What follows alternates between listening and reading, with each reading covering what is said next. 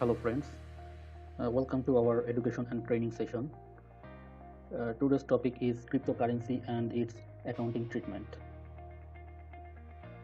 Before discussing about the treatment of cryptocurrency, first we need to understand what does cryptocurrency mean. A cryptocurrency is a type of currency which uses digital files as money. It's a digital asset designed to work as a medium of exchange that uses strong cryptography to secure financial transactions, control the creation of additional units, and verify the transfer of assets. The number of cryptocurrencies available over the internet is over 1600 and growing. A new can be created at any time, but Bitcoin is currently the largest blockchain network. Legality of cryptocurrency. The legal status of Bitcoin and related crypto instruments varies substantially from state to state and is still undefined on changing in many of them. Whereas the majority of countries do not make the usage of Bitcoin itself illegal. Its status as money or commodity varies with differing regulatory implication. In India and Bangladesh, the government does not recognize cryptocurrency as legal tender or coin.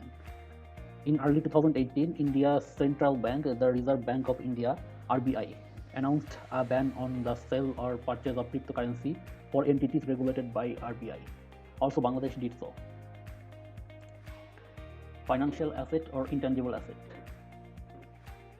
In case of financial assets, we can see that it's not a cash first, as cryptocurrencies are not a legal tender and most of are issued or backed up by government or state.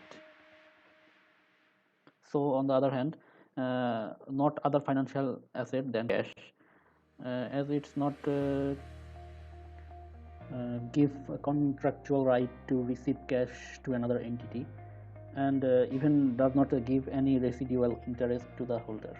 So it's not a financial assets. On the other hand, if we see the intangible assets, then you can say that the power to obtain economic benefits. The entity has the power to obtain economic benefits that the assets will generate. Then it's identifiable because it can be sold, exchanged, or transferred individually. It is not cash or non-monetary asset, and it has no physical form also. So we can say it's an intangible assets. It can be classified as intangible assets and identified in IS 38. Okay, measurement method of cryptocurrency under IS 38. We can use two models. One is cost model and other is a revaluation model. In cost model, initial measurement should be at cost, then subsequent measurement should be cost less impairment loss less accumulated depreciation, and movement in carrying amount, it should be if above the cost will be above, then there will be nothing to be entered in your PL account, and if the below of cost at a time of carrying amount movement, then it will charge in PL.